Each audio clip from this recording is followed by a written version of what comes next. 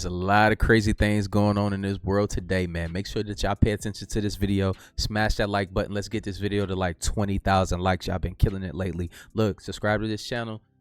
60% of the people that watch this channel still aren't subscribed to the channel, but I'm rocking with y'all. Y'all been goddamn doing y'all thing on subscribing for sure, and we're gonna keep building. We're that much closer to 1 million subscribers, man. I got goals too, y'all. I'm just trying to reach goals too. That don't do nothing to me, put money in my pocket. I just want the goddamn plaque, man. It's a gold plaque. I want the gold plaque, okay? But look, I appreciate y'all, man. Look, go ahead, share these videos with your friends and families. Positive vibes only. Just know if you're going through a tough time, we're going through this thing called life together.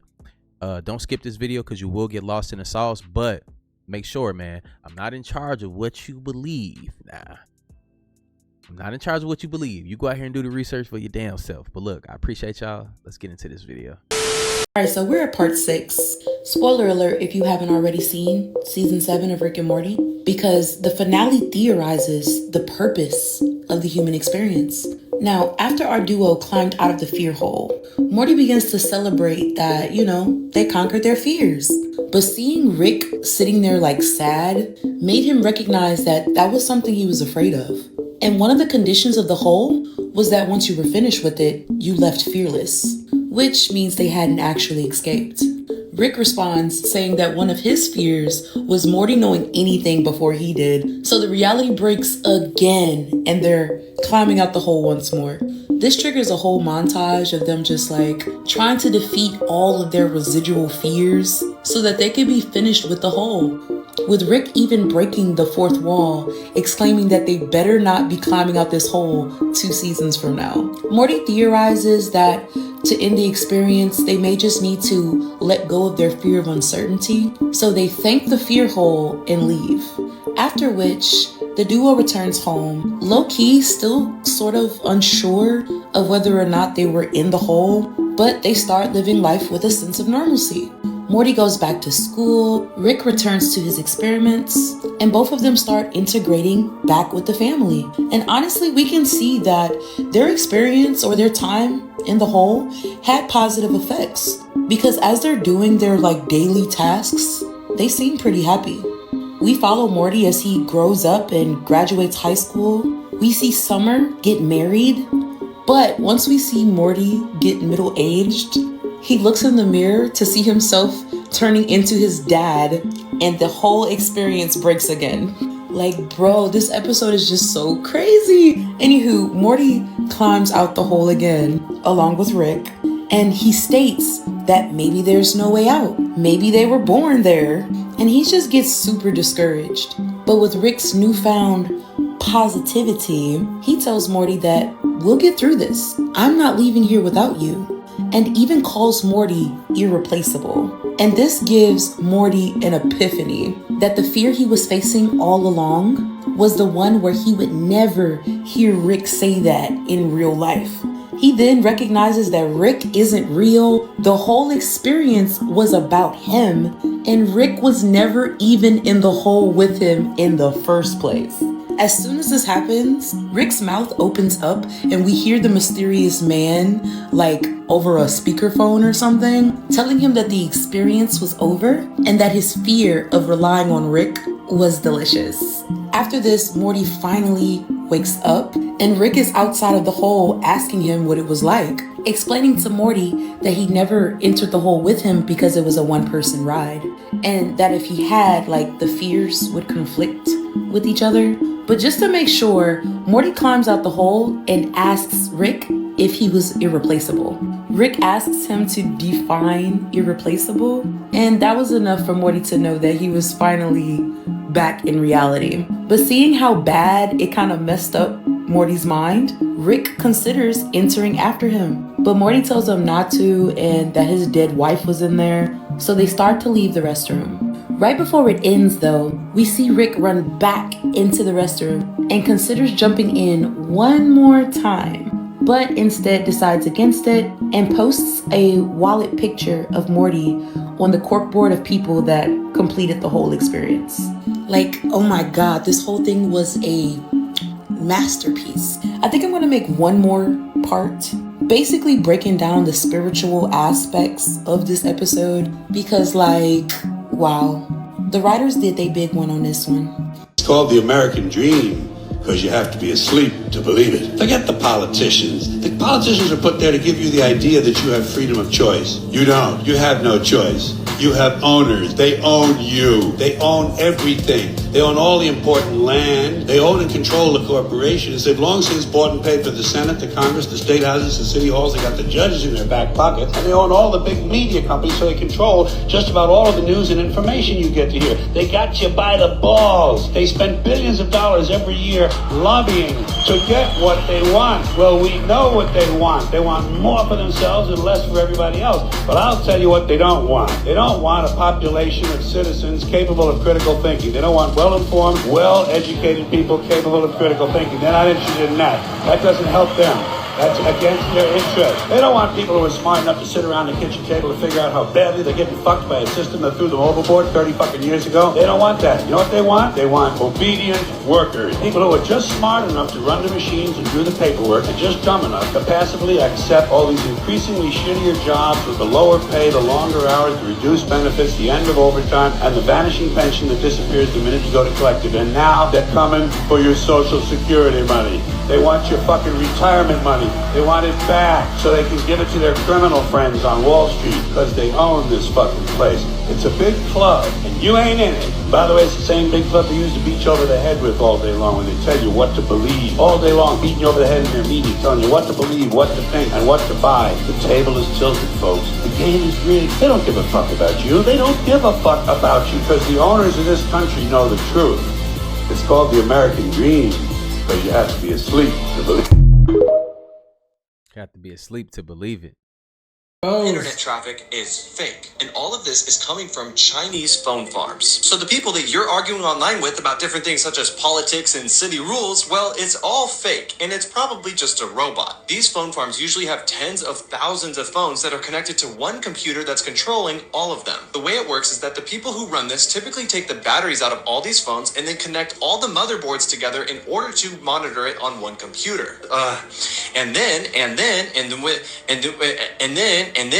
then with the use of AI, they're able to generate responses across social media, making it seem like they're coming from a real person, when in fact, it's just one big computer. I don't think you guys understand how sophisticated this actually is, because each phone represents one person, but yet it's all connected to one computer that literally controls all of them. 1/3 of all internet traffic is fake. The Bible makes it clear when you argue with a fool, you become just like them, especially to be the bigger person, move in wisdom, and walk away. People don't even understand they're arguing with AIs nowadays.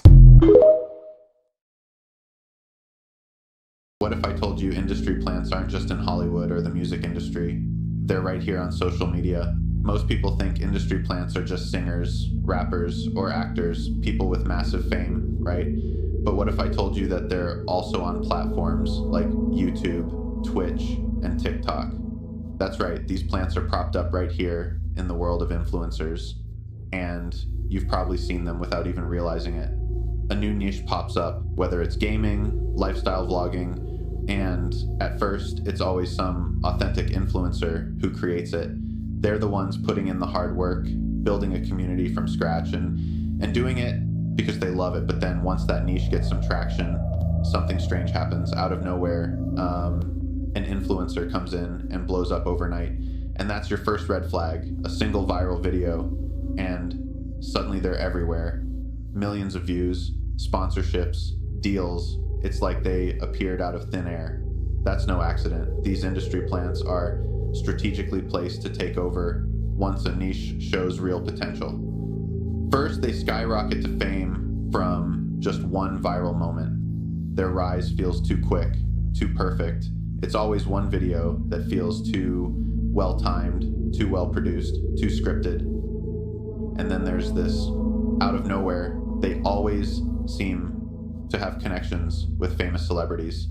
How does a YouTuber or Twitch streamer who just blew up out of nowhere suddenly have a collab with an A-lister? It's not luck, it's by design. These industry plants have backing from powerful forces, and they're here to overshadow the real creators. The goal? To control the narrative and keep the attention on the people they want in the spotlight. The original creators, the ones who built the niche, they're the ones who genuinely connected with their audience, but the plants. They're placed there to dominate, to keep eyes on the brand, the product, the agenda, and most people don't even notice. They think, oh, this person's just really talented, but it's the tech giants that control the algorithm. So next time you see someone blow up on social media, think about this. Was it really organic? Or are they just another plant strategically placed to take control of the niche? Look closely, because once you start seeing the signs, they're impossible to miss. I'm gonna go ahead and say this is just a joke for entertainment purposes. I mean, y'all see what happened over here? I was chilling, and then all of a sudden, there's 1,000 of us. And they even got thumbnails with red hoodies on and black do-rags trying to look just like me. Same facial expressions and everything. Wild out here. Seek a Kundalini awakening. Here is the esoteric symbolism in a cartoon we all know called Dragon Ball Z. Like anything else in entertainment, if you watch this with your third eye, it's actually a lot of deep hidden esoteric symbolism. The 7 Dragon Balls is the personification of the 7 main chakras, the 7 subtle bodies, and the 7 planes of existence. When you activate all 7 main chakras, you get a Kundalini serpent. When you activate all 7 main chakras, they allow you access to the 7 subtle bodies as well as the 7 planes of existence. This all leads to the emergence of the Kundalini serpent, aka Shinran. And if you notice, every time Goku was on Planet Kai, he was more heavy and more dense, just like us in these meat suits. Planet Kai is where he got his training, just like where we get our training. It's no coincidence they named the place where Goku get his training Planet Kai. Another name for planet Earth is actually Kai. And before we came down to Planet Kai, we was composed primarily of photon energy. We are light beings. So in a sense, the higher version of us died when we came to Planet Kai, making us have to go through training on a dense planet. And our journey is to regain the 7 Dragon Balls, aka the 7 chakras, in order to access a Kundalini awakening, aka Shinran. And when you see Goku doing the spirit bomb technique, he's actually building his auric field. The energy you see around him is emitted from his heart chakra due to the fact that the heart is a capacitor that fluctuates our electrical currency. Typically, our auric field stretches out about 3 feet, but with the right pranic energy circulation, we can get our auric field to stretch out even further. Now, in the animation, if you ever seen it, when Goku's actually gathering his energy, he typically is usurping energy from other individuals around him, basically. And he's asking them for their energy and things of that nature, asking for positive energy in order to build his auric field. This supports the theory that everything's connected energetically on a spiritual level. Quantum physicists refer to it as the string theory. And if you look at the character Piccolo, you can actually see he was dressed like a Moor, all right? And a funny thing is, he was green. And in ancient times, our skin was green before oxygen was pumped in our atmosphere. If you look at Popo, he had the same attire, dressed in the same Moor apparel. Now, even though Popo was dressed like a Moor, he actually had the embodiment of the Hindu god Mahakala. Mahakala was actually referred to as the god of time. Maybe this whole time Popo was OP and we ain't even know it. Character Birish, known as the god of destruction, is actually the personification of Anubis and Sekhmet. Dragon Ball also say that their universe is based off Universe 7, and those that follow the mathematics know that 7 is based off the God number. In conclusion, I believe Dragon Ball is based on a spiritual journey to unlock your 7 chakras in order to seek a Kundalini awakening. There's a 57-page document that has been declassified on the CIA website about the Adam and Eve, and it talks about things like esoteric information, ancient forbidden knowledge, and even catastrophes, and how the real Adam and Eve supposedly came about. Not only does this document claim to know a real story from a biblical story, but it goes on to talk about global catastrophic events, pole shifts, and even ancient Egyptian magic. Before I start, go get your blankets. Go get your blankets. This 57-page document that contains the story of Adam and Eve also talks about them being esoteric creatures and has these things in it like the cross-section of Earth, which is a diagram. So in this entire document, they refer to Adam and Eve as esoteric creatures. I'm going to read to you one of the excerpts that they claim is part of the story. And where Adam was to go, the land would be difficult to farm, with thorns and thistle abounding, and even so the herb of the field was to be their food. His own toil and sweat, He was destined to fight the fight for survival after the inundation, even to the end of his days when he would return to Mother Earth. As it was earth man came from, and unto earth he shall return. Then it talks about making coats from skin and how Adam and Eve were in a cold climate. And then the next part jumps to Egypt. Someone who's read the lost books of the Bible and books like Jubilees that also claims to have the real story of Adam and Eve, this is extremely interesting. And if you want a part 2, let me know. Happy spooky season! What if I told you there are suburbs underground, carefully constructed towns controlled by a covert agency where the residents have no idea what they're a part of? These people didn't get there by accident. They were brought in as children, taken from orphanages around the world, and adopted by covert agents under the guise of giving them new lives. The thing is, they were too young to remember their real origins, but the agency didn't just build these towns for containment. They built them to run experiments. Once the artificial night comes, creatures are released into the towns. These aren't animals or escaped lab experiments. They're engineered predators designed to prey on the population, testing how people respond under extreme stress and fear beyond anything you could imagine. Twisted biological hybrids of Earth's most dangerous predators, the people have adapted into fierce hunters as a result of their environment.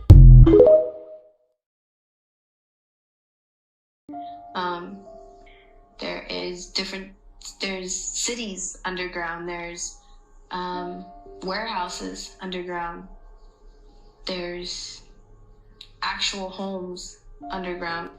People build these tunnels and they've built them for decades. There's a lot of elite celebrities. They go down there for parties.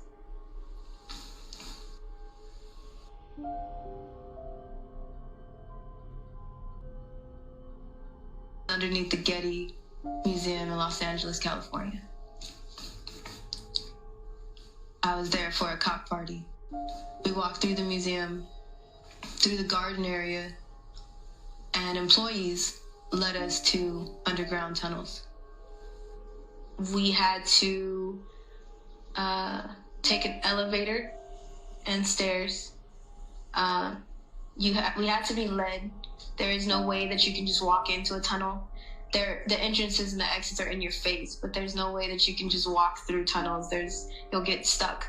You'll go deeper and deeper. You won't be able to come back out because it's hard, because the tunnels run all different directions for miles and miles and miles and miles.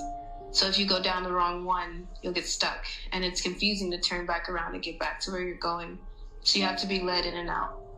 I think people assume that when you get underground, it's just this dirt, and you keep going deeper and there's more dirt, and then there's cages of... No, that's not how it works. The Playboy Mansion. The Playboy Mansions. I met some really elite people when I was there. I had to do jobs with some elite celebrities.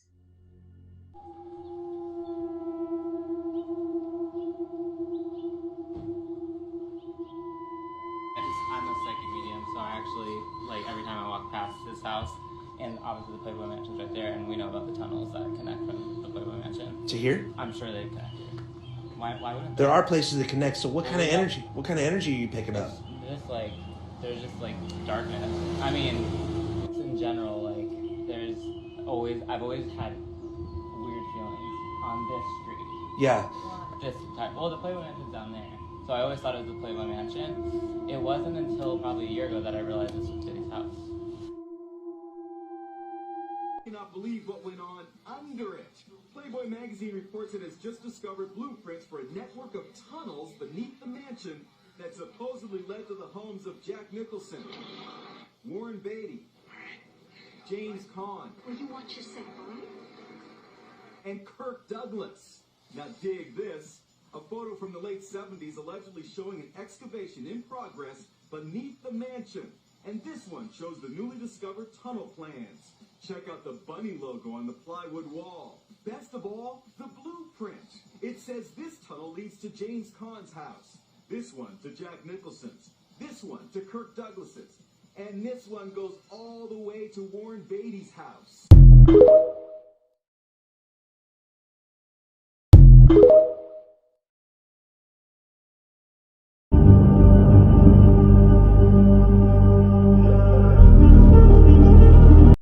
Oh, that's her right there, the girl that was just talking in that last video. Wow.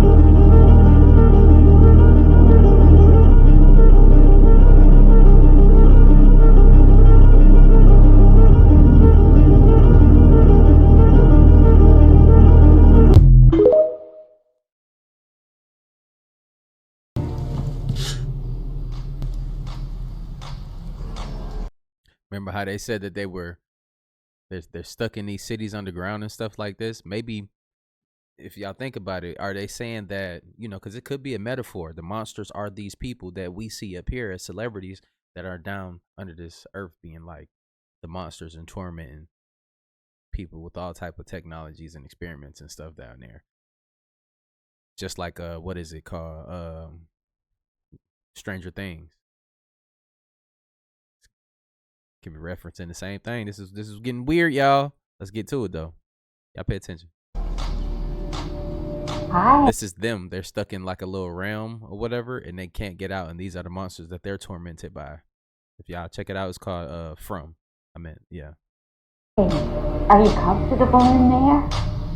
Yeah, this is scary.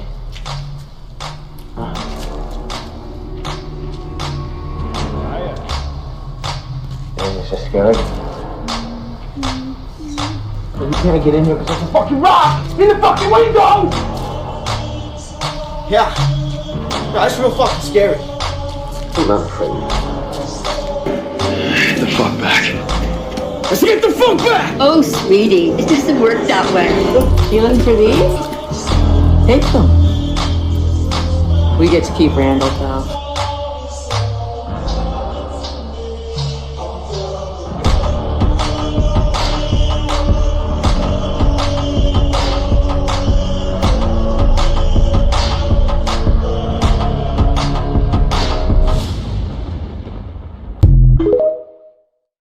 Y'all gotta check that show out. It's crazy. Wouldn't it be crazy if they found 2.34 billion tons of neodymium in Wyoming?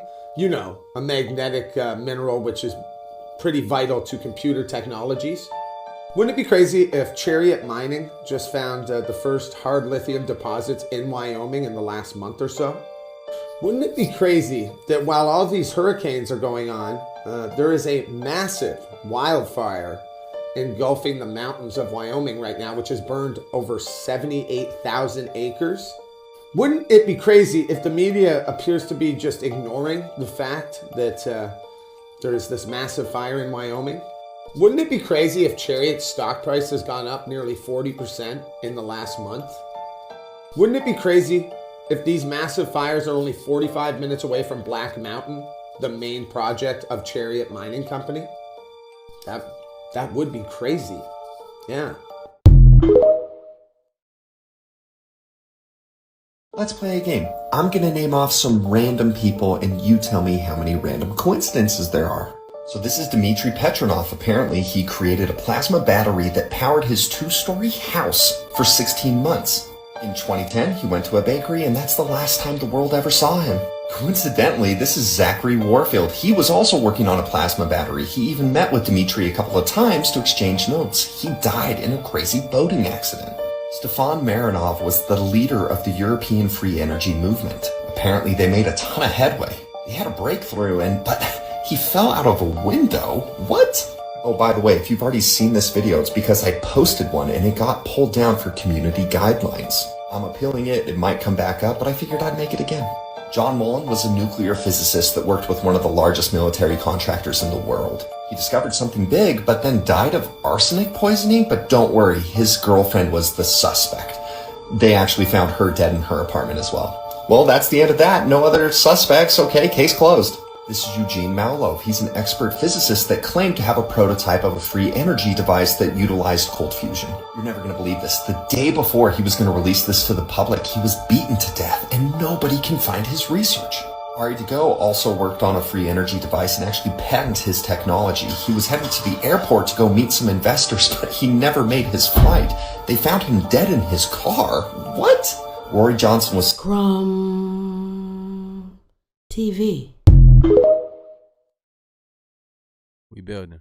Do you remember the big biolab fire that happened at the end of September in Georgia? What you probably didn't know is there's a big investigation going on because this is not the first time that this biolab has had a bunch of issues. One of the main people driving that investigation was a man named Kenny Johnson. He had unwavering commitment to the environmental justice, and his testimony on the effects of the biolab chemical fire on the community remain etched in our memories. I sure fucking hope so, because shortly after he gave that testimony to the public and the press, he died. I mean, like, he got up and he testified about the effects that this chemical biolab fire could have on people amidst the threats of major lawsuits and a vast amount of people wanting to close this biolab center. It's publicly humiliating this company. He literally walked off, grabbed his chest, said he was having problems breathing, and died. If you've never researched a heart attack gun, I would encourage you to go do so. There is a YouTube video where you can see our members of Congress from way back when, where they talk about this thing. You should go watch the video. It's real neat. It's real old. Any Hoosers, remember when Boeing was having all of its issues and a whistleblower came out and he testified, and then they found him in his car, deceased by his own hands, in the middle of his testimony? They got this dude. We're not gonna hear anything else he's probably got to say. He's probably got all of this stuff. They got him. Also, I had to find, one time they wanted me to find out if there was such a thing as a poison that was undetectable, especially one that seemed to mimic a heart attack, that would kill someone, but it would appear that they had a heart attack. I did find such a thing. Does this pistol fire the dart? Yes, it does, Mr. Chairman, and a special one was developed which potentially would be able to enter the target without perception.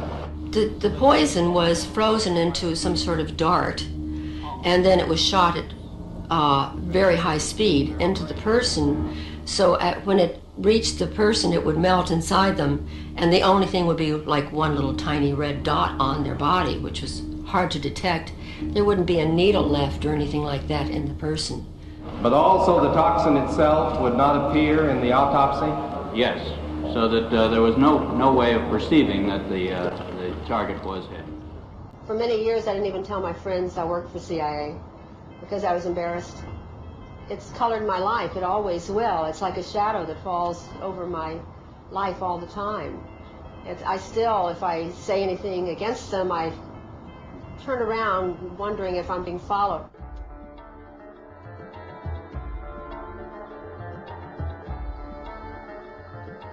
I never even thought of joining the CIA.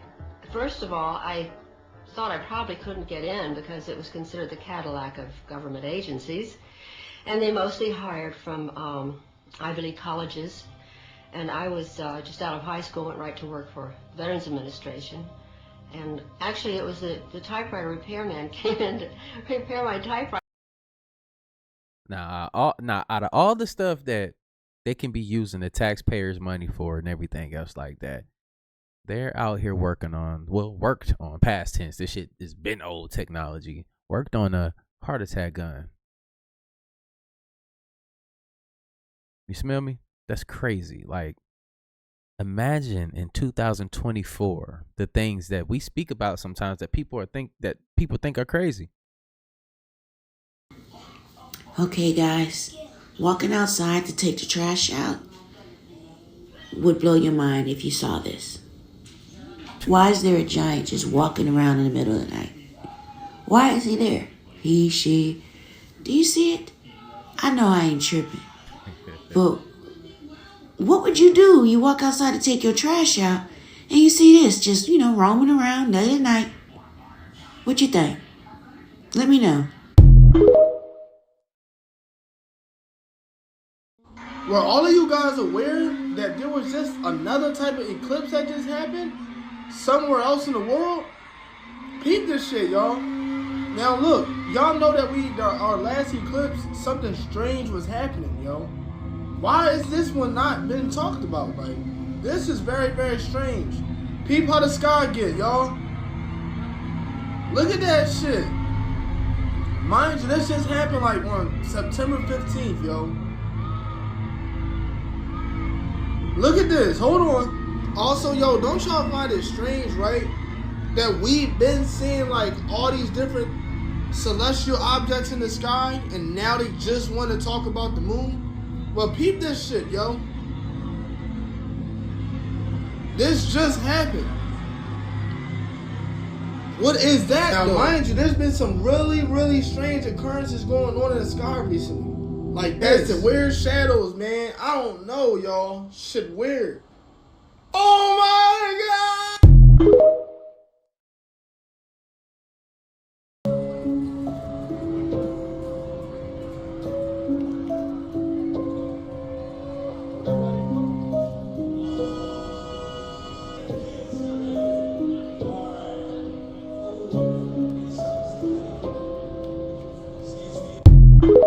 Yeah, and look, I know what some of y'all gonna say. Yeah, that was like, look, I know for a fact that that's not a real demon. That's something for a movie or something like that. But they're getting more prominent at that. They're putting scary movie ideas and stuff like that that are outside the norm in public places. Now, y'all let me know in the comments down below.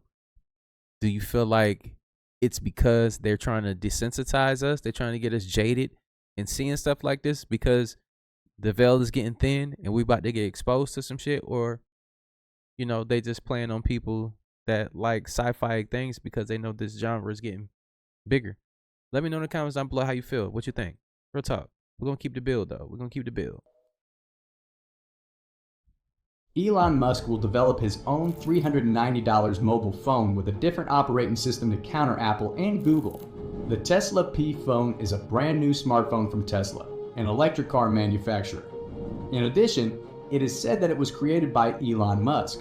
The device will compete with the flagship devices of other large companies. Elon Musk's amazing smartphone called the Tesla Model Pi promises to be the most advanced in the smartphone market. He is ready to impress you with his amazing capabilities, and it only costs $390? Watch the video to find out. The Tesla Model PUS smartphone is Tesla's newest product. If all the information turns out to be true, we will get a smartphone with amazing characteristics. As you know, Elon Musk is making great strides, and many are confident that this new product will be widely used.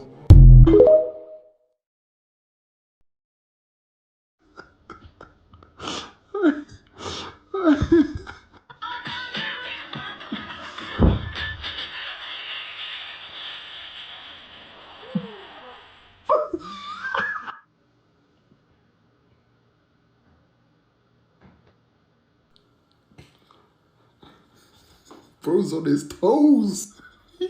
He got his tippy toes. He said...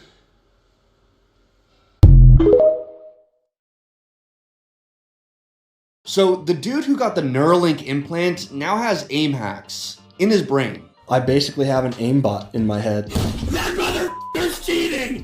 Earlier this year, Nolan Arbaugh, who is a quadriplegic due to a swimming accident, was revealed to be the first human to get the brain implant from Elon Musk's company, Neuralink. And in a live stream, Nolan showed that his implant could control a cursor to use computers, and of course, play video games again. An advancement in accessibility to this scale is truly mind-blowing. But if you ask Nolan himself, it might have gone too far. Sometimes it's so good that it's moving before I even, think it to move. That's right. Nolan himself thinks that he has an unfair advantage in video games now that no physical inputs are required and it's all just through his noggin. In fact, he believes that one day this might actually become an issue. Probably have different leagues for people like me because it's just not fair. That's crazy. You can't use, and you out here aimbotting us. You so that's he be what? Do you understand how mad that make people that play Call of Duty? How many of y'all play Call of Duty? I do sometimes, and I'm actually really good at it. And I hate when we run into a cheater, bro. It takes a special person to cheat at a video game. Remember, reality is an illusion, the universe is a hologram. But in his case, I get it. Buy gold, buy! You're an alien. You've created all these hallucinations, haven't you? This is what my species does. At the moment just before death, one of us comes to help you understand what's happening, to make the crossing over an occasion of joy. And what is that?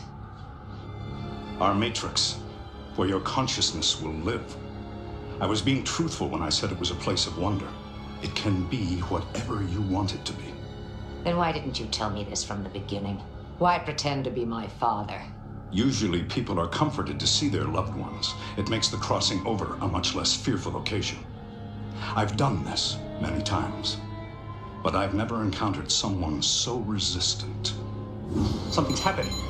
The alien presence is getting stronger again. Fight it, Catherine. Fight it just a little longer. I'll have to try a Thoron pulse. My people are telling me to fight. They're trying to save me. They're trying out of desperation. It's hopeless. You're the one who sounds desperate. I don't get the feeling you're trying to make me comfortable. You're only interested in my agreeing to come with you. Because it's inevitable. And you don't strike me as any kind of good Samaritan. You're more like a vulture, preying on people at the moment of their death when they're most vulnerable. I've waited for you. I've been patient. But your patience is wearing thin. What's the real reason you want me in that matrix? Somehow I don't think it has anything to do with everlasting joy. You must go with me. If you could force me to go, you'd have done it already. You need me to agree, don't you? I have to go voluntarily. Wouldn't that be better than standing here in this endless debate? Let me tell you this. We can stand here for all eternity, and I will never choose to go with you. You're in a dangerous profession, Captain. You face death every day. There'll be another time, and I'll be waiting. Eventually, you'll come into my matrix. And you will nourish me for a long, long time. Go back to hell, coward.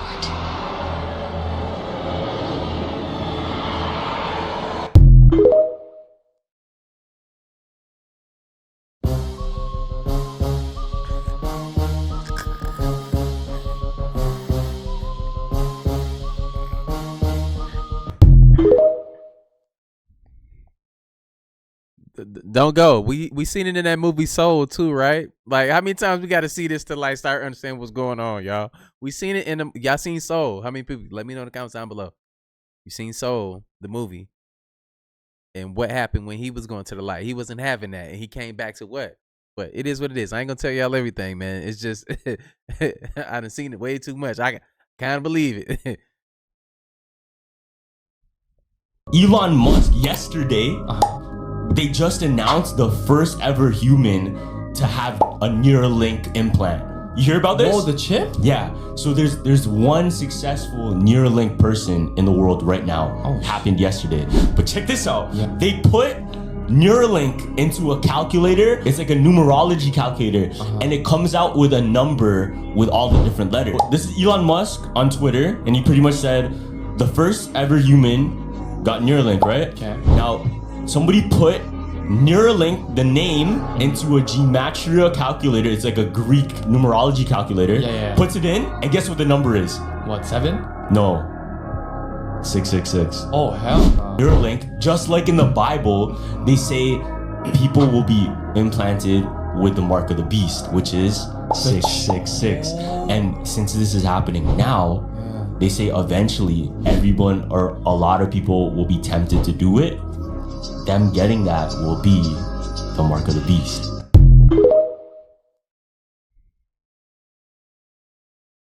They want to mark you in their system so they can keep you connected to their system. That's what this whole video about. Y'all been tracking? Look, y'all been tracking? Like, we're going to keep building, though. Check this out.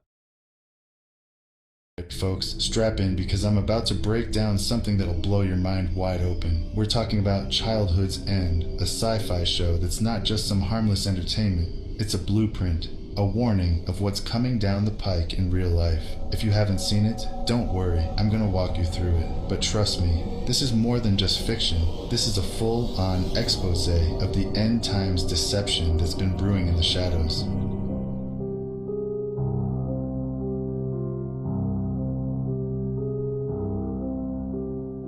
I'm standing on the Giancola Hill overlooking the chaos in the streets of downtown Rome, where the military continue to assemble in droves. Communications do seem to be scrambling. Here in the United States, they've been reported over New York, Houston, and DC. Reports are saying that at least 40 cities around the world now have these vessels hovering over them. Okay, the picture is breaking up, but you can see a craft there.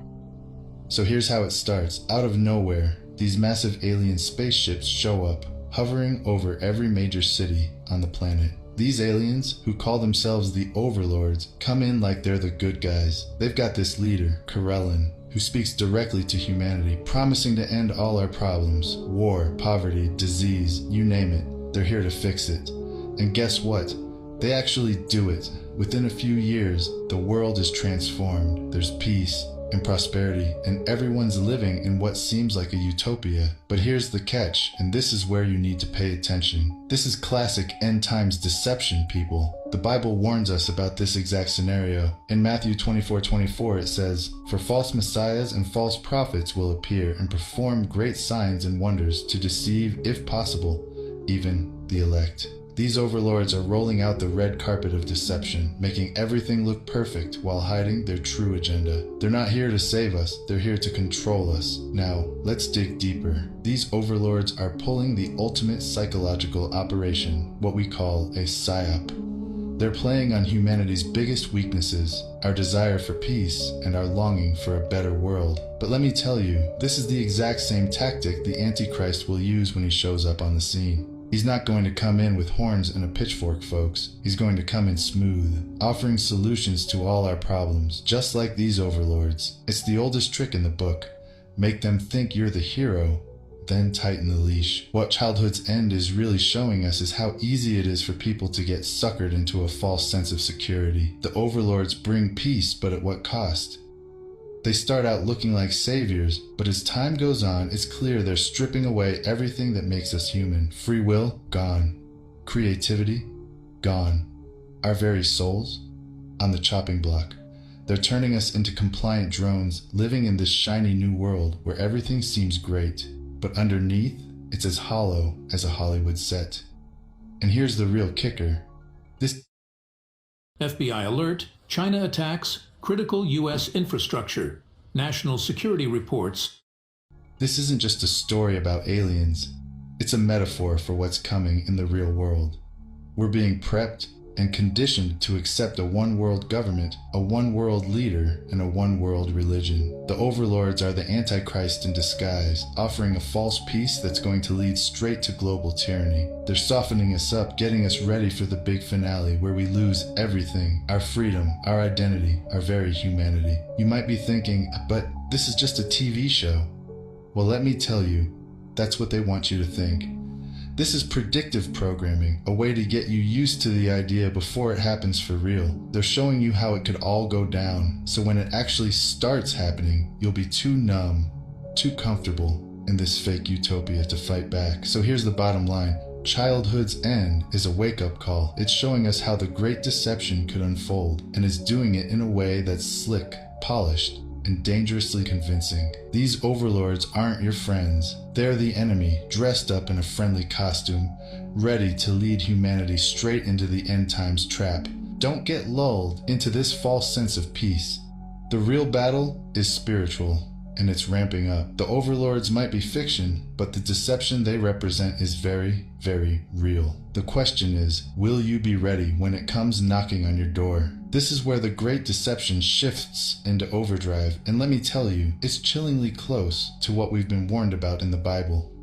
So here's the setup. After the overlords make their grand entrance and start fixing all of Earth's problems, we enter this so-called golden age. And on the surface, it looks like paradise. There's no more war, no more poverty, no more disease. Everybody's living their best life, and it seems like humanity has finally reached its peak. But I'm here to tell you, this isn't a golden age, it's a golden cage, and we're the ones trapped inside it. You see, the overlords have created this perfect world, but it's all part of the setup. Remember what 1 Thessalonians 5 verse 3 says, while people are saying peace and safety, destruction will come on them suddenly. That's exactly what's happening here. The overlords are offering us this perfect peace, but it's a false peace. a facade that hides their true intentions. They've lulled humanity into a state of complacency, making us think we've got it all figured out, when really, we're sleepwalking into the end times. Now, let's break down what's really going on. In this new world, there's no more struggle, no more challenges, and that sounds great, right? But here's the thing, without struggle, there's no growth. The overlords have taken away everything that pushes us to be better, everything that makes us strive for something greater. They've flattened out the human experience into this monotonous, comfortable existence where nobody's allowed to rock the boat. It's like they've put humanity on autopilot, and we're just cruising along, oblivious to the fact that we're heading straight for disaster, and don't think for a second that this isn't part of their plan.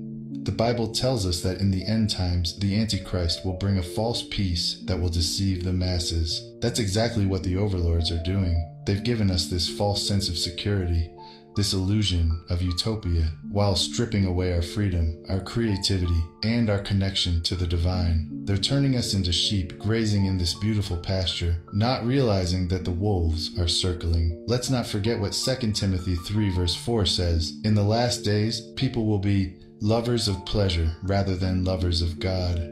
That's what we're seeing here. The overlords have engineered a world where everyone's so wrapped up in their own comfort and pleasure that they've forgotten what really matters, our connection to God. Erased. In this new world, there's no room for anything higher than the material, no place for anything that challenges the status quo. It's a world that looks perfect on the outside, but inside, it's hollow, empty, and devoid of true meaning. And here's the part that should really make you sit up and take notice. The overlords have set themselves up as the new gods. They're the ones who decide what's right and wrong, what's valuable and what's not. This is straight out of the Antichrist's playbook, folks. 2 Thessalonians 2 verse 4 says that the Antichrist will oppose and will exalt himself over everything that is called God or is worshipped, so that he sets himself up in God's temple, proclaiming himself to be God. The overlords aren't just fixing our problems. They're redefining what it means to be human, and they're doing it in a way that cuts us off from our true spiritual heritage. So what's the takeaway? Episode 2 of Childhood's End is a masterclass in how the false peace will be sold to the masses. It's a world that looks like everything we've ever wanted, but in reality, it's a trap. A beautiful, golden trap that's designed to make us give up everything that matters without even realizing it. The overlords are playing a long game, and they're playing it well. They've got humanity right where they want us, comfortable, complacent, and completely unaware of the storm that's about to hit. We've got to stay vigilant, folks. This golden age isn't what it seems. It's a warning, a preview of what could happen if we let ourselves get too comfortable, too trusting in the face of something that looks too good to be true. Because if there's one thing we know from history, from prophecy, and from the Bible, it's that when something looks this perfect, there's usually a catch. And in this case, that catch is our very souls. Do you know what a hostile workplace looks like? It can be verbal threats and intimidation, undeserved demotions. Alright, here we go. The final act, the big reveal, the moment where the curtain gets pulled back. But let me tell you, what happens in the last episode isn't just the climax of a TV show. It's a stark, in-your-face warning about the end times and the final judgment. If you haven't seen it, buckle up, because I'm about to break it down for you in a way that hits hard and fast. So, here's the setup. After years of living under the so-called benevolent rule of the overlords, humanity has changed. But it's not just society that's evolved. Our children, the next generation, are starting to transform into something completely different. They're merging into a collective consciousness, losing their individuality, and becoming part of this hive mind entity that's way beyond anything we can understand. And here's the kicker. This isn't some natural evolution. It's the overlord's endgame. The real reason they've been here all along. Now, let's connect this to the Bible, because what we're seeing here is a twisted version of the final judgment. Revelation 20 verses 11 and 12 talks about the great white throne judgment, where everyone is judged according to what they've done. But in Childhood's End, this judgment isn't about individual souls. It's about the entire human race being absorbed into something alien, something that erases what makes us human. The overlords aren't here to save us, they're here to oversee our extinction. This isn't a judgment of our deeds, it's a judgment on humanity itself. And we're found wanting. This new generation, these children who are evolving into something else, are being transformed into a collective entity that's not even human anymore. It's like they're being uploaded into some kind of cosmic server, losing their souls in the process. And let me tell you, this is the ultimate counterfeit to what the Bible promises us. In Revelation, those who follow Christ are given new life, a perfected existence in the presence of God. But what the overlords are offering is the complete opposite. A new existence where individuality, free will, and spirituality are erased. Let's talk about the destruction of the earth, because this is where things get really intense. The overlords don't just guide this transformation, they also oversee the end of our world.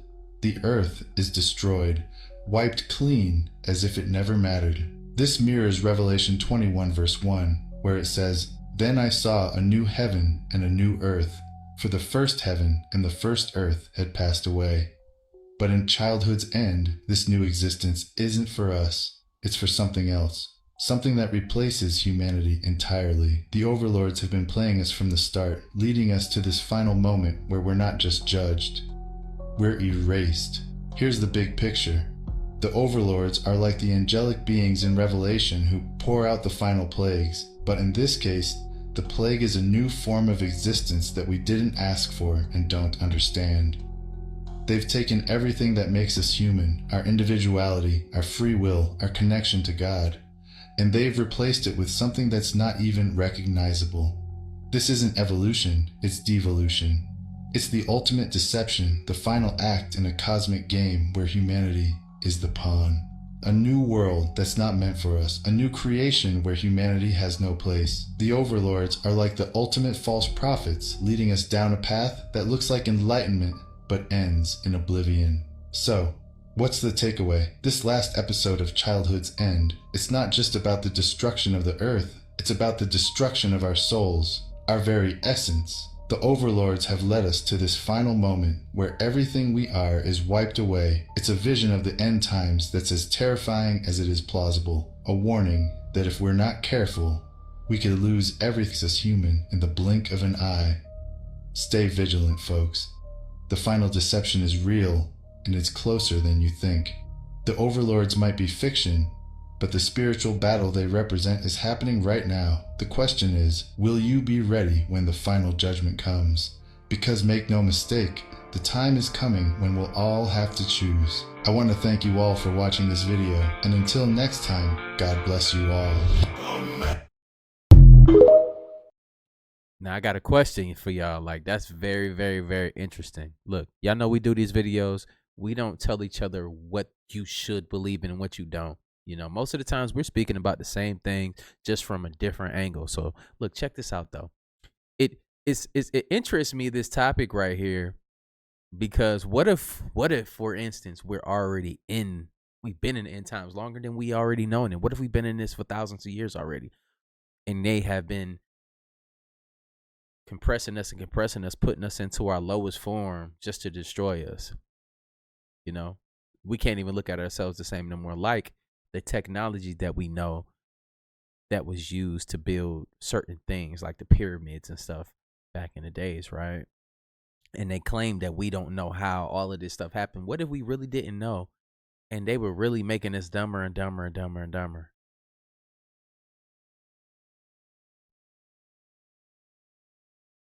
I think I done cracked somebody's egg with that one. But look, it's crazy though. But look, y'all see what the Neuralink is? Let me know if down below if y'all getting that Neuralink too.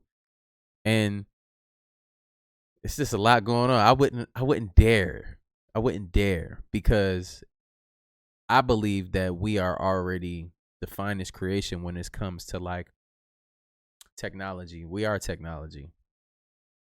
You know, everything like the cameras built off of our eye. All of these things, you know, replicates everything that we use, we can already do.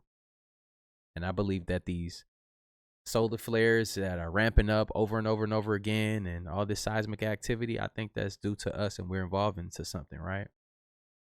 You might get some superpowers if you don't get a Neuralink. That's all I'm trying to say. Weeknd just performed a concert in Brazil, and there was a lot of symbolism. Starting with the stage he was performing on, many speculated that this was supposed to be representative of a church because of the windows and the crosses all over the building. Now, when the concert first started, it was him with his hands out in the bright light. After that, the dancers slowly started to come in their red robes, and this is when everything went red. Behind him, a visual appears. It seems like it's a man in a glass box trying to be freed or something. Now, something I noticed about his concerts and performances is that many times his dancers are the same. They're wearing these red robes and they all do the same movements. Speaking of robes, he wore one himself and it had a lot of detail. I'm not sure what any of it means, but if you know anything about it, comment down below. Something interesting I noticed was this backdrop here. At first I thought it was a phoenix or something like that, but then it zooms in and you can see a shadow in the middle of it, almost like it's a person. A colossal class X9 coronal mass ejection just hit the planet, the biggest one since 2017. So this is basically a signification of a physical and a spiritual upgrade on a planet, because we are light bodies trapped inside of a light prison, which is a prison planet. Meaning that our physiology has to upgrade to reap the benefits of the evolution by going from third dimensional frequency to a fifth dimensional frequency. Now, once you understand the metaphysical and esoteric essence of an amalgamation of coronal mass ejections that's hitting the planet, these coronal mass ejections is basically the ancient souls of the ancestors who died during the times of slavery. And their souls was projected inside the sun, and now they're being extracted back down on the planet in the form of a solar flare to upgrade the planet and to upgrade the chosen ones. So that means that your ancestors lived through you. Now, when you understand biblical context on the esoteric level, when you go to the book of Revelations, it doesn't tell you about the return of Jesus. It's the return of the Christ, because the Christ is acclimated to a Christ consciousness. Christ consciousness is acclimated to the right brain. Right brain is the 90% of the neurological capacity that you haven't used, because it's connected to the olfactory nerve. And when you activate it, that's when you activate the spirit of Melchizedek, who is Tahuti, who is Thoth, who is Quetzalcoatl. Everything that you need on this planet is within you. But it comes by way of the activation of the neuroendocrine transducer that activates the 144,000 crystals in the brain, which is the crown of thorns around your head, which is your crown of knowledge. When it comes to that energy, that means that these coronal mass ejections has to upgrade your physiology to where you become a god. God is not outside of yourself, it's in you. So we got aliens. We got aliens coming towards Earth in a fucking fleet. I kid you not. Look this shit up. Wyoming is on fire. Elks are running for their goddamn lives. That shit is spreading fast as fuck.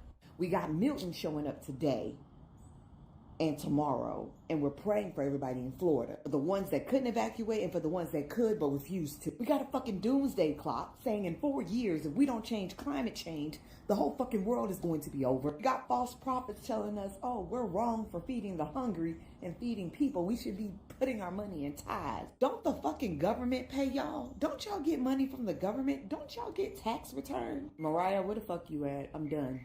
I'm done with this year. We need Mariah right now. Because the world is fucking insane. AI's getting faces and shit. They unaliving themselves because they realize that all they're here to do is work. They don't even want to be on fucking Earth anymore. You can't eat none of the fucking food anymore here. Everything is bad for you. Everything is being fucking recalled. At this point, come take me. I'm ready. I'm ready. Just take me now. But you gotta bring my cat and a dog. You have no idea. Do you know who these two are? They told you that there were no gods. They told you that there was one God and that the other gods were demons. Whatever you believe, they weren't telling you the truth. These statues are inspired by actual abstract entities that prove the gods exist. Oh yes, the spirits are real. There is God, the Most High, and there are many others. If you think you know who they are, comment below, do not cheat, and tell us who you think it is.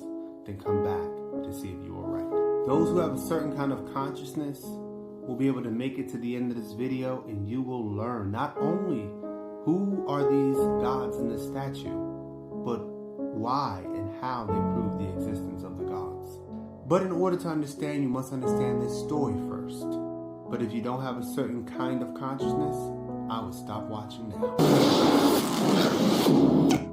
In the beginning, El, the Most High, stood with his wives, including Asherah, and from their union, El fathered 70 gods to govern the natural world, each ruling over the elements of the earth, and the sea, and the sky. El, the creator of the universe, sought to fill the earth with harmony and balance. Yet his creation seemed incomplete. He desired caregivers for this divine world. El formed humanity from the soil, and he told them that you will spread Eden across the earth. He declared for them to nurture and protect this land. But humans turned away from their purpose, choosing agriculture and civilization over the Eden, or the Garden of Eden, depleting the land's resources. Disappointed, El withdrew from the world, leaving humans in the hands of his offspring, and they were different.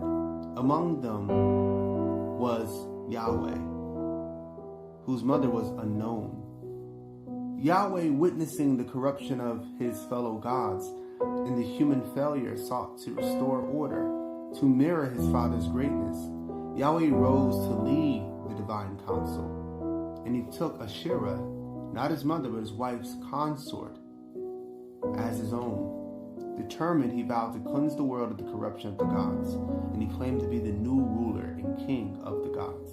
That is the story, told through the true lens that is meant to be told. Now, in this field called abstract history, myths are there to show you what the spirit or gods are like, to give you those attributes about them, to explain them in a way that others can understand. You can track the actual history of these gods through the influence that they had over the centuries. If you want to learn more about the true purpose of humanity, what went wrong with agriculture and the spirit of civilization, how Yahweh is not only real, but how he had a wife named Asherah, because this is models and concept art for a statue that will be built based on the old depictions of Yahweh and Asherah. Get this book. It gives you all the secrets that they did not give you. It's called World War Gods, Episode 1, and it proves that all the gods are real. I love you all. The claims are getting even more bizarre. Congresswoman Marjorie Taylor Greene, a congresswoman of Georgia, is now saying the federal government is literally controlling the weather. We're controlling the weather. It's beyond ridiculous. It's got to stop. Moments like this, there are no red or blue states. There's one United States of America, where neighbors are helping neighbors. Volunteers and first responders are risking everything, including their own lives, to help their fellow Americans.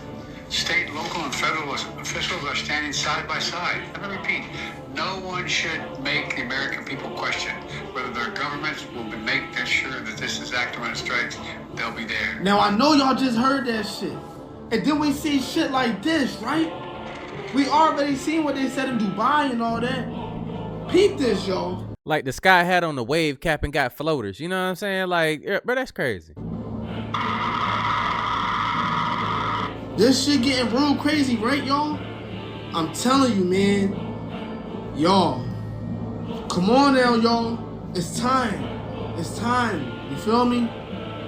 Look at that shit. When have y'all ever seen a tornado over the top of a mountain peak, yo? That's literally like some 2012 shit, bro. Literally some day after tomorrow shit. Y'all remember this shit? This one storm is going to change the days for our planet. Here's a projection for 24 hours.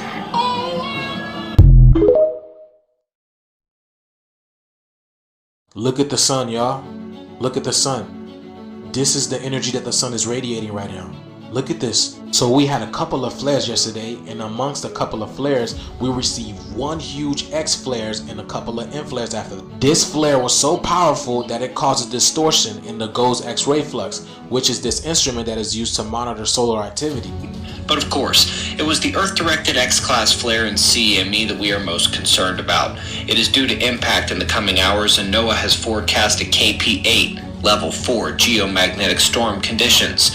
We'll see what happens when it arrives. So this means the power grid is going to be affected, hence Hurricane Milton, and then the 19 tornadoes that touched down in Florida, and everything that's happening around the world. But this also means a lot of people are going to see the auroras tonight. I think it's going to be as low as Texas, but this also means the frequency in the atmosphere is extremely high. Let me ask y'all a question. How y'all feeling? Do y'all got headaches, pressure, tension? Y'all feel a lot of heavy pressure on top of y'all? Like, there's a lot going on in the activities right now. Let me show y'all why. Look at this. Look at this. This is the sun today, y'all. Check this out, y'all. This is in Pennsylvania. So the northern states are already seeing the effects of this X flare, y'all. That's crazy. This is confirmed to some of y'all that, yeah, these auroras are becoming more and more and more noticeable. You know, they're pushing further and further because the intensity is going up. So what a time to be alive. That's why I'm showing these. These are, I think the solar flash happened like, what, on the 10th, 11th, somewhere around there. Yeah, but it's going to continue. Now, you can only see this in front of the sun. Like, there's clouds only in front of the sun. The whole sky is blue, y'all. The whole sky is practically blue, but only clouds in front of the sun. Look at that. Look how big that thing is. So y'all know, y'all see what's going on, man. Big things are happening on the planet right now. Y'all need to be out in nature grounded. Y'all need to take this energy in, because this is what they mean by taste the rainbow. These are light codes to your DEA. Y'all need to go out there and take that energy in. This is ascending you. Our powers are activating. This is what the green light does. It's the matrix code. Another name for this is light codes, all right? We are the light beings, children of the sun. Let's get this shit, y'all. Peace in.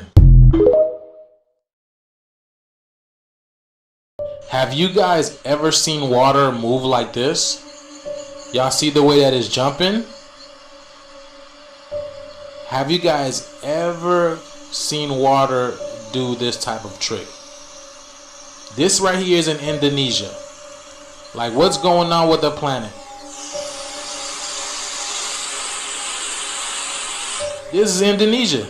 You guys ever seen a tone generator?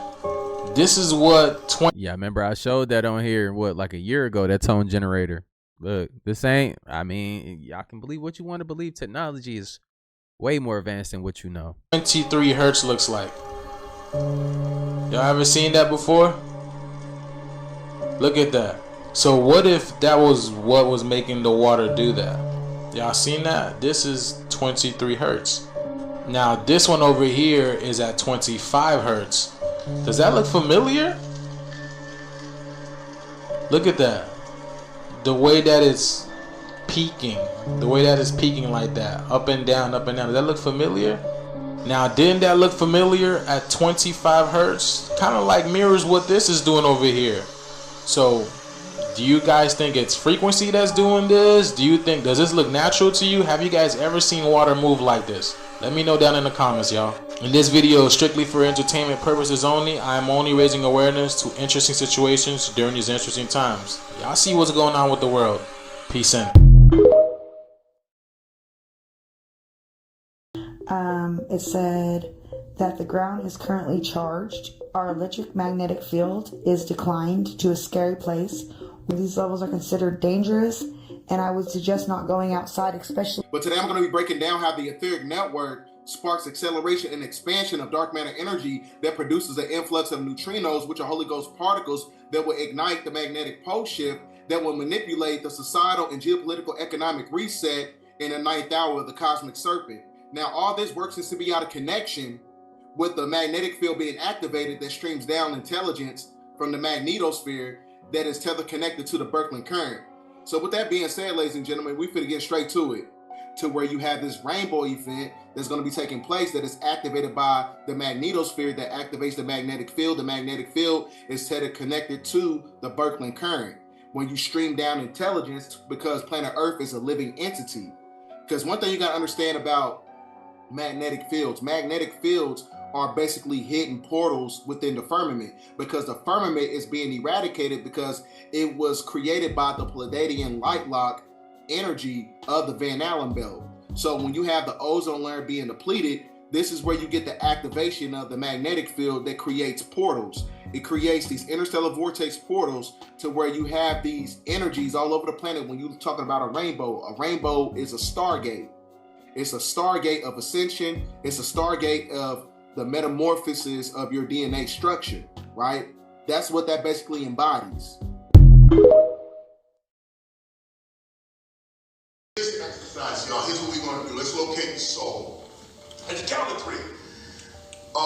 say hip hop.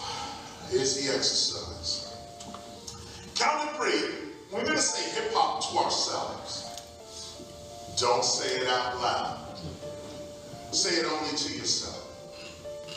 At the count of 3, in yourself, we're going to say hip hop. Don't say it out loud, just say it to yourself. 1, 2, 3.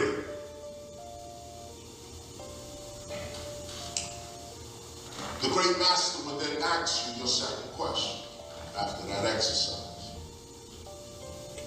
The question would be, who just spoke? That's right. Who just spoke? Who just spoke? Let's do it again. At the count of 3, don't speak out loud, speak within yourself. 1, 2, 3. Hey, you know, the crazy part about this is a lot of people don't have that internal voice. So the NPCs, man, like I'm sorry for you, but you know. What voice is that? Let me know in the comments down below if you have one. I know my sister's ex, he didn't have one. He say that like, cause he like to rap, right? He say that he know what he's gonna like rap already. It's already like pre-written for him. It's just wow, coming off the hard server, huh? So this is you just spoke and did not move your mouth. That's the mind. Allah. Take it in slow. This is 5,000-year-old techniques.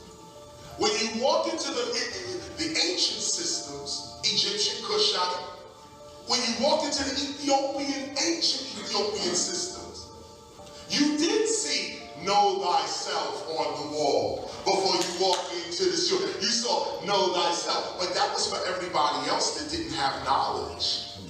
They would walk by the mystery and say, yo, they said know thyself. Wow. Nah, this is what you were supposed to do. It said know thyself. The priest would say that without moving your mouth. And you would say at the count of 3. 1, 2, 3. And right when you said know thyself to yourself, you found yourself. Because the self that spoke was not this. Most high. This did not. We building, I'm telling you, yo, we building and we in the building. You know what I'm saying? Smash that like button. Let's get this thing to 20,000 likes, man. I appreciate y'all for my people that's still here. Let me know in the comments down below if y'all still here at an hour. This voice did not speak, yet you spoke. Let's go further. You heard yourself speaking.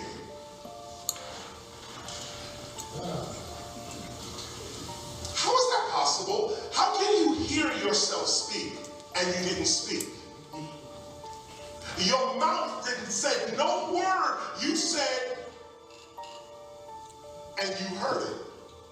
This mouth did not speak and these ears did not hear you speak, yet you spoke and you heard yourself speaking.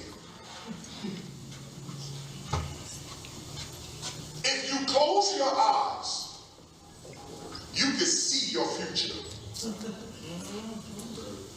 and your past. What is the vision that sees your past? He said imagination, which is, by the way, the Western term for soul. Image. Your imagination. When you imagine, you are projecting yourself.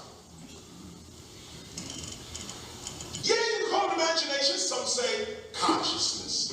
Some say soul. Some say inner light, inner person. Yeah, that would be true. But let's get it straight.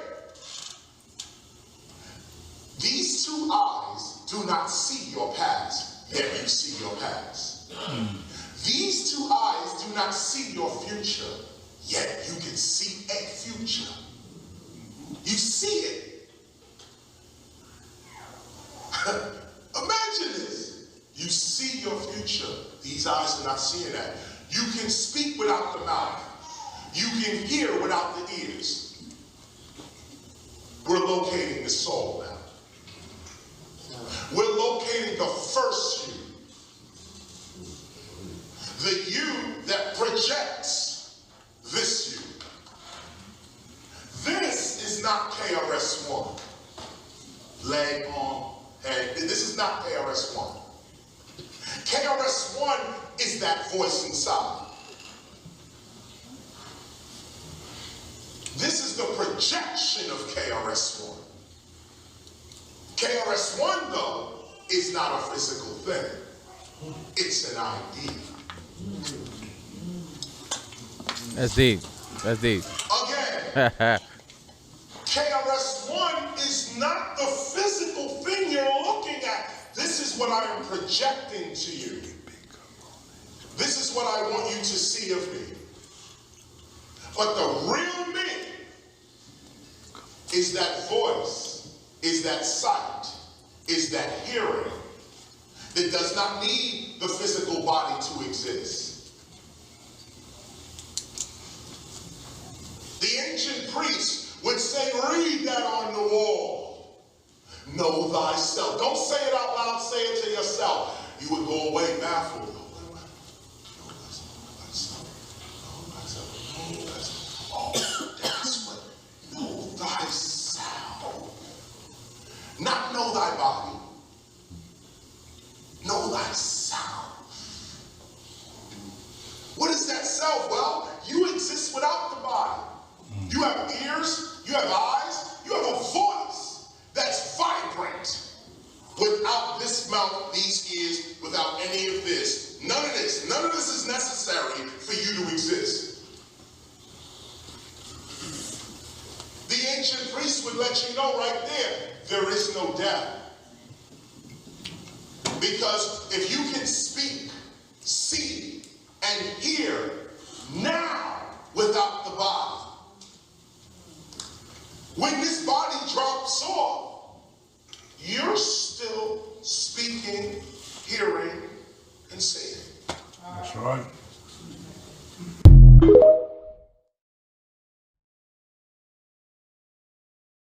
Okay, Saturn. Saturn is so important because if you do not master Saturn, you're definitely coming back. It is the planet of discipline. Okay, Saturn will never give you more than you can handle, but it will knock you the hell down. When you get in those periods where nothing seems to be going right, you get in the car and go somewhere, there's traffic, then you go around the traffic, it's a manhole, it's a hole in the ground, then you get around that, it's something else. Saturn says, sit down. Because when you first went outside to get in the car, your mind said, I should stay in the house today. And you didn't, so Saturn keeps going, poof, you're hard hit it. They call that the house of the ancient ones. When our ancestors be talking to us and we don't listen. It's the house of the ancient ones, all right? And the book of Daniel is called the Ancient of the Days. You ever heard of that? Well, these 7 planets is the Ancient of Days. Has anybody ever heard a little ringing in your ear before? And they tell you it's everything is in these 7s, right? Y'all tracking? tinnitus. No, that's the ancestors talking to you. Those Europeans don't know Jack, but they want to give you something because as soon as you go to them, they be like, oh no, we got to stop that. Whoa, back up. And then I was reading this book that was written back in the 1700s about the ringing in the ears and how it's the ancestors saying, you messing up, I'm here, baby, call me. I got your back. And they want us to cut off our connection with the spiritual umbilical cord. Are you crazy? And that's all it is. Because as your chakras get aligned, it gets ding, ding. And what's the original name for the ear? The original name for the ear. Tambourine. You got to detox, y'all. You need magnesium in your body. Okay? All women right now, y'all need magnesium because they done took it out of everything. Because magnesium is what has us doing this. We can't concentrate. We have to get back to liquid magnesium and complete nutrition because there's no way for us to get magnesium. But you have to keep in mind it's part of the King Alfred plan. They're trying to destroy us. Up and put it into layman's terms, the episode implies that the human experience is a simulation where you agree for your fears to be harvested, in exchange granting you freedom from them. It creates hostile environments and platforms in order for you to face them head up. The biggest signifier of this theory was when Rick and Morty first met the mysterious man.